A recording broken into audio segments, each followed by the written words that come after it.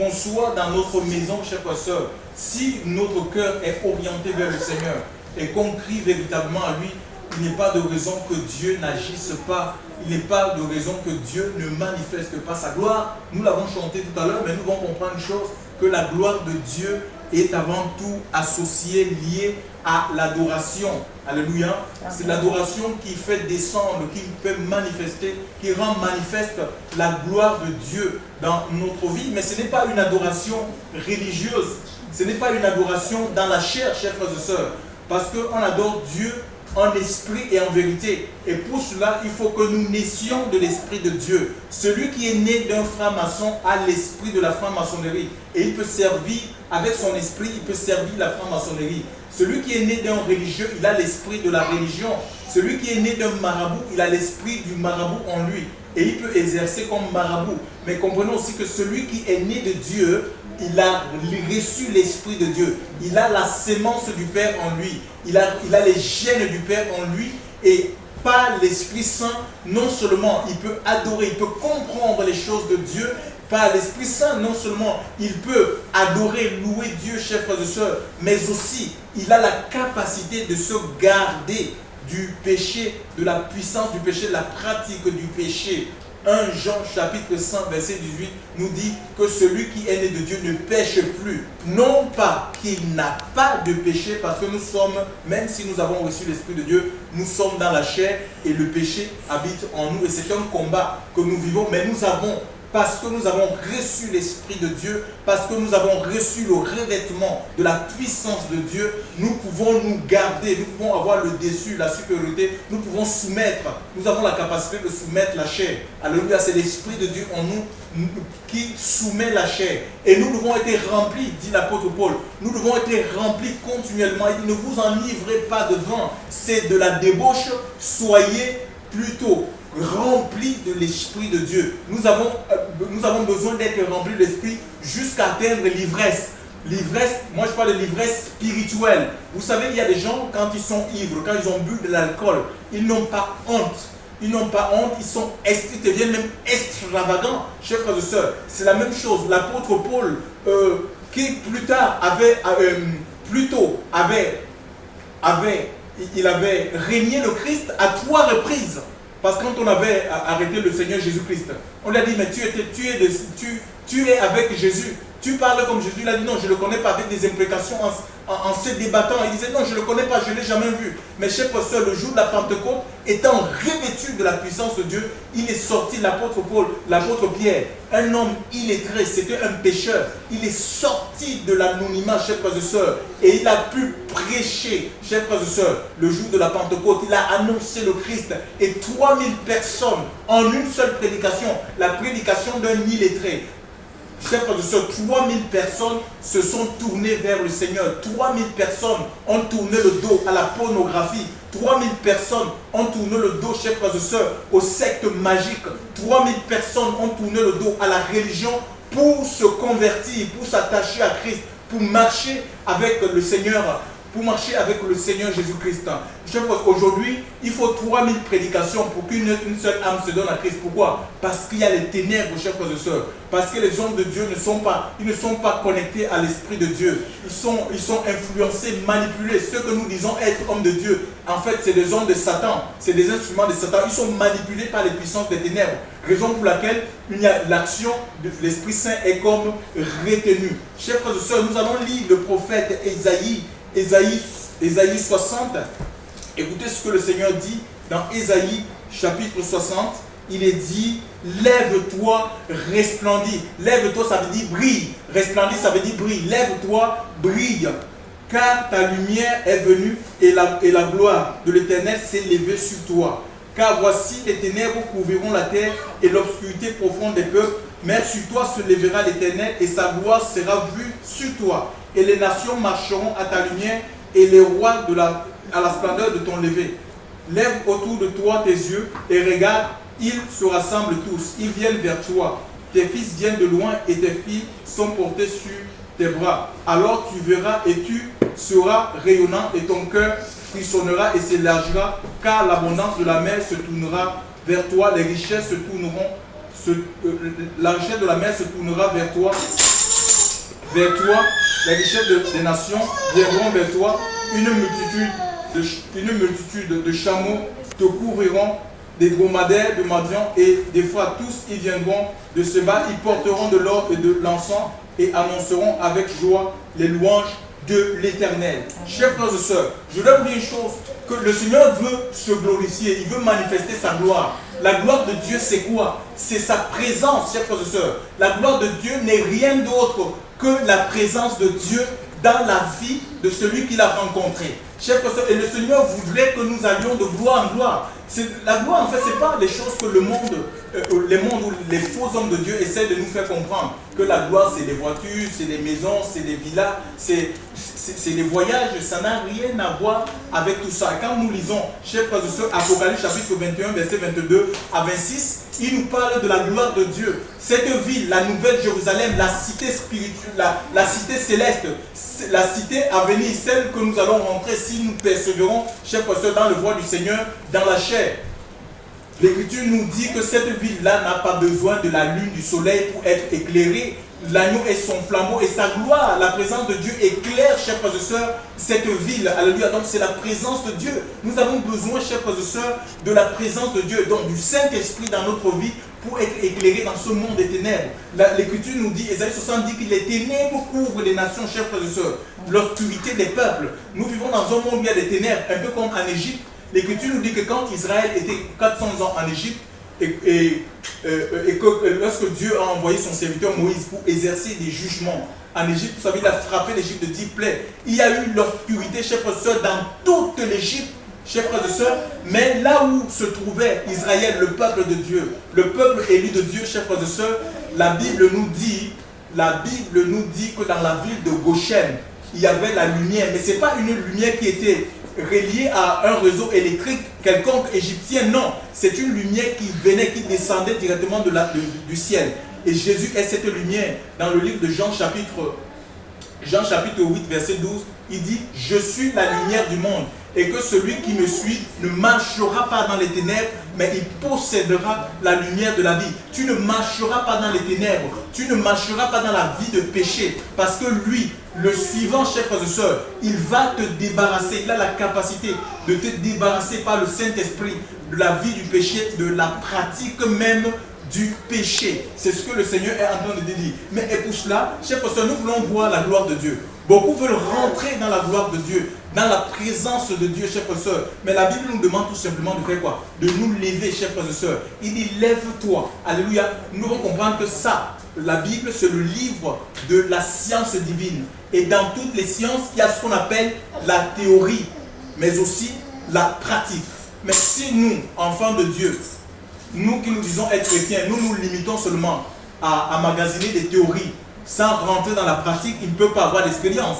C'est la pratique qui va nous conduire à une vie d'expérience, chers frères et sœurs. Et le Seigneur dit, lève-toi. Église, je voudrais que tu te lèves ce matin. Lève-toi.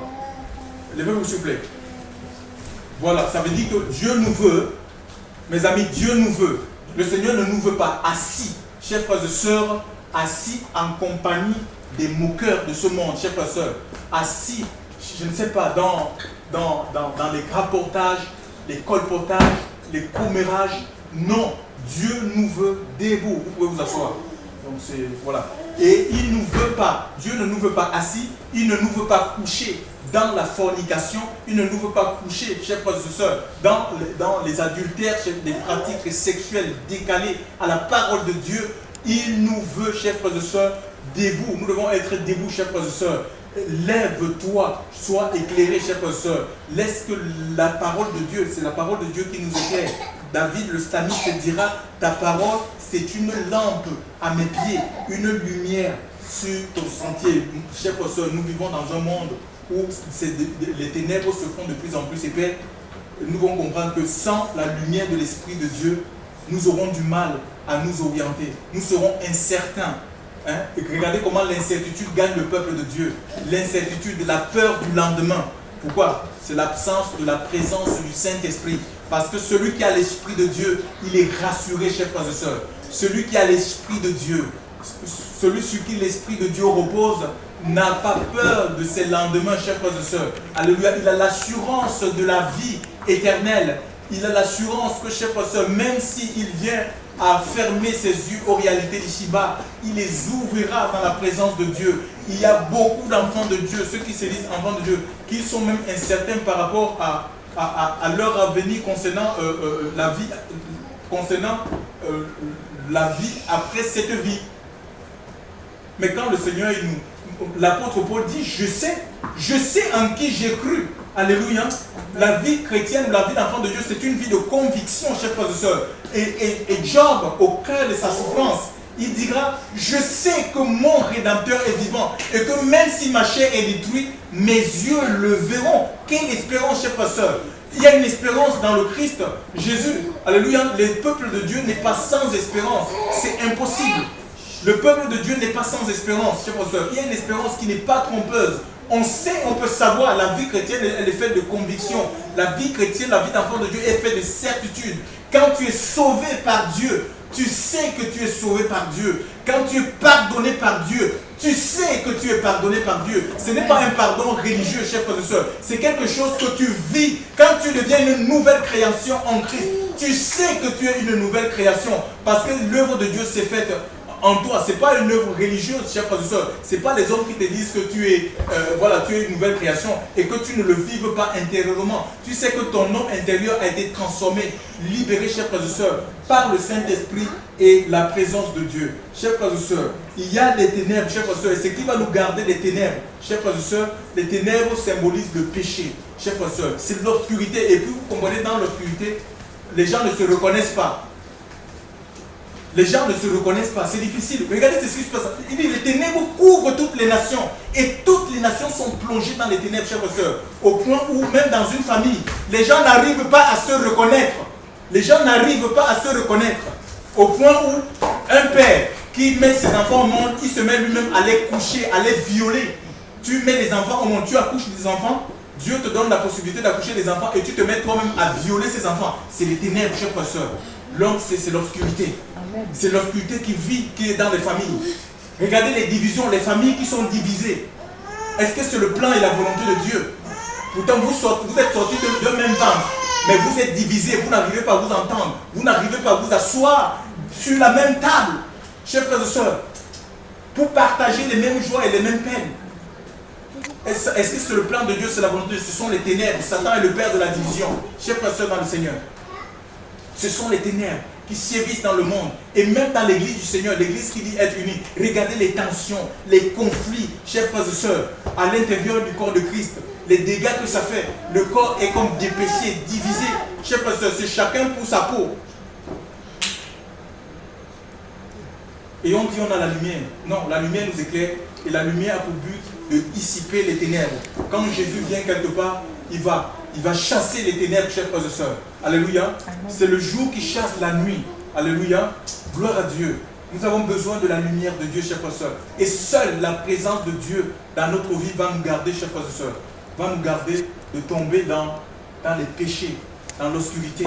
Les hommes qui couchent avec les hommes, les femmes qui couchent avec les femmes. Ce sont les ténèbres. C'est l'obscurité, chers frères et sœurs, totale. C'est dans les nations, même l'église du Seigneur est infiltrée par ces choses. Parce qu'on a ceux qui sont devant. Ils n'ont pas, au lieu d'être que des instruments, chers frères et sœurs, des canaux par lesquels la lumière de Dieu doit être transférée, ils se sont pris eux-mêmes, ils ont pris les devants de la scène. Raison pour laquelle l'action du Saint-Esprit est comme retenue. Et le peuple de Dieu est captif, chers frères et sœurs. Est lié. Satan est le prince de ce monde. C'est lui qui plonge les gens dans les vices, dans les passions, chers frères et sœurs. C'est le diable qui pousse les gens dans les péchés, dans toutes sortes de péchés, des vices et des perversions, qui pervertit le corps de l'homme. Le corps de l'homme qui est appelé, qui est censé être le temple de Dieu. Alléluia. Le corps de l'homme qui est censé être le temple de Dieu. Regardez ce que l'homme... Mais l'homme n'a pas été créé pour être un instrument de péché, chers frères et sœurs. Mais pour que l'homme obtienne la délivrance du péché, il faut que celui-ci se tourne vers Christ. La religion, ce n'est pas la solution au péché de l'homme, chers frères et sœurs. La religion, c'est un rite. La religion a faussé l'image de Dieu, chers frères et sœurs. La religion même pousse les hommes, chers frères et sœurs, à haïr le Seigneur à cause de l'hypocrisie qui règne en son sein. On dit plein de choses sur le Seigneur, mais on fait le contraire de ce que le Seigneur prescrit dans sa parole. Alléluia. Le Seigneur ne voudrait pas seulement que nous lui appelions Seigneur, Seigneur, et mettre à côté sa parole, ne pas faire ce qu'il demande. S'il est Seigneur de nos vies, ça veut dire qu'il a autorité, pouvoir, décision de vie et de mort sur nous. Nous sommes ses sujets, chers frères et sœurs, et nous lui devons obéissance totale. Même s'il nous demande de mourir pour lui, on est prêt à donner notre vie pour lui. Parce que c'est lui qui règne, alléluia, qui règne. Et nous ne devons pas seulement, nous, Église, reconnaître le Seigneur comme sauveur. On le veut comme sauveur. Sauve-moi de tels problèmes, sauve-moi de telles maladies, donne-moi bénis-moi, ouvre-moi les portes financières. Non, chers frères et sœurs, nous devons aussi accepter sa seigneurie, chers frères et sœurs. Et les choses qui vont se manifester dans notre vie, si on accepte la seigneurie, c'est les choses qui sont dans le cœur de Dieu, dans le projet de Dieu pour chacune de notre vie. Ce n'est pas les caprices. Le Seigneur n'est pas allé à la croix, chers frères et sœurs, pour amener en manifestation les caprices, nos caprices d'enfants. Impossible. Le Seigneur n'a pas donné, il n'est pas allé, chers frères et sœurs, le Seigneur n'a pas donné sa vie à la croix. Ce qui a amené le Seigneur à la croix, ce n'est pas pour que nous ayons une bonne vie sur la terre. Alléluia, une bonne vie financière, bonne vie matérielle. Ce n'est pas ça. Ou qu'on ait une bonne santé physique. Non, ce qui a amené le Seigneur à la croix, c'est le péché. Et l'homme a besoin de se réconcilier avec le Seigneur. La réconciliation, nous dit l'Écriture, conduit à la paix. Chers frères et sœurs, c'est comme dans une famille qui ne s'entend pas. Quand ces deux parties décident de se réconcilier, ils vont être en paix, ils vont être en joie, ils vont pouvoir se parler, ils vont pouvoir partager des choses qu'ils ne partageaient pas. C'est la même chose, c'est ce que Dieu veut, chers frères et sœurs. Et le bien ultime, chers frères et sœurs, le bien ultime que l'homme peut obtenir de Dieu, chers frères et sœurs, c'est la paix intérieure, c'est la paix du cœur, c'est la présence du Saint-Esprit dans la vie de la personne. Et tout de suite, nous laissant conduire par l'Esprit de Dieu, le Seigneur nous donnera, il s'occupera de nous pour les choses de la vie. On n'aura même pas besoin, chers frères et sœurs, de prier pour ces choses. Il dit que ce sont les païens. Ce sont les païens qui recherchent ces choses. Mais vous, cherchez premièrement le royaume dans le livre de Matthieu chapitre 6. Nous n'aurons que vous cherchez premièrement le royaume et la justice de Dieu. Et tout vous sera donné par-dessus. On n'aura pas besoin de s'inquiéter, chers frères et sœurs. Il dit ce sont les païens, les païens. L'église, elle est païenne ou elle est spirituelle? Mais si l'église court après les choses du monde, ça veut dire que c'est une église païenne. Elle ne connaît pas le Seigneur. Alléluia. L'église qui a été scellée de l'Esprit de Dieu, l'église qui est habitée par le Saint-Esprit, elle s'affectionne aux choses du royaume où Jésus est assis à la droite de Dieu. L'église qui a été convaincue du péché, de jugement, elle se détache des choses de la terre pour s'attacher aux choses de Dieu. L'église qui a été touchée par le Seigneur, qui a été convaincue, chers frères et sœurs, du péché par le Saint-Esprit, cette église-là, chers frères et sœurs, dans le Seigneur, elle est forte. Elle est forte, elle ne peut pas être subjuguée par le mal, par le malin. Non, elle domine le malin, chers frères et sœurs. Elle a la supériorité sur l'ennemi, parce que celui qui habite cette église, donc le Saint-Esprit, en nous, la Bible nous dit qu'elle est plus fort que celui qui est dans le monde. Celui qui est dans le monde, c'est Satan. Alléluia. C'est Satan, le prince de ce monde. Nous avons besoin de l'Esprit de Dieu, chers frères et sœurs. Nous avons besoin de la présence de Dieu. Ce ne sont pas les théories, chers frères et sœurs, qui nous garderont des ténèbres de ce monde. Ce ne sont pas les théologies des hommes qui nous garderont des ténèbres de ce monde. C'est la puissance de Dieu. Ce n'est même pas la connaissance du hébreu, du grec, de l'araméen qui fera qu'on devienne spirituel, chers frères et sœurs, ou qu'on soit un homme compétent dans le service que Dieu nous a donné. Jésus va dire, vous recevrez une puissance, dans le livre de Actes chapitre 1 verset 8, vous recevrez une puissance, le Saint-Esprit, la présence de Dieu sur vous, et vous serez mes témoins. Vous serez mes témoins. Il ne dit pas vous recevez le grec, l'enseignement du grec, l'enseignement de l'araméen, de l'hébreu, pour être témoin de Christ, chers frères et sœurs, pour manifester la vie de Christ, chers frères et sœurs, la vie d'en haut. Il faut recevoir le Saint-Esprit. Il faut être revêtu de la puissance de Dieu. Il faut être revêtu de l'onction. Il faut être habité par l'Esprit de Dieu jusqu'à atteindre l'ivresse spirituelle, chers frères et sœurs. Ainsi, nous n'aurons plus honte. Et l'apôtre Paul dira, je n'ai pas honte. Romains chapitre 1, verset 7. Je n'ai pas honte de l'évangile, car il est la puissance de Dieu pour le salut de quiconque croit. Ce n'est pas la puissance d'un homme, ce n'est pas la puissance d'un marabout, ce n'est pas la puissance d'une dénomination quelconque, mais c'est la puissance de Dieu pour le salut de quiconque croit. Dieu guérit encore aujourd'hui. Jésus n'a pas changé. Il est le même hier, aujourd'hui, éternellement. Aujourd'hui encore, par le Saint-Esprit. Nous en avons besoin. Besoin d'être saints, besoin d'être conduits, besoin d'être dirigés, chers frères et sœurs. Ainsi, chacun de nous rentrera dans les promesses, les projets, la destinée que le Seigneur a prévu pour lui.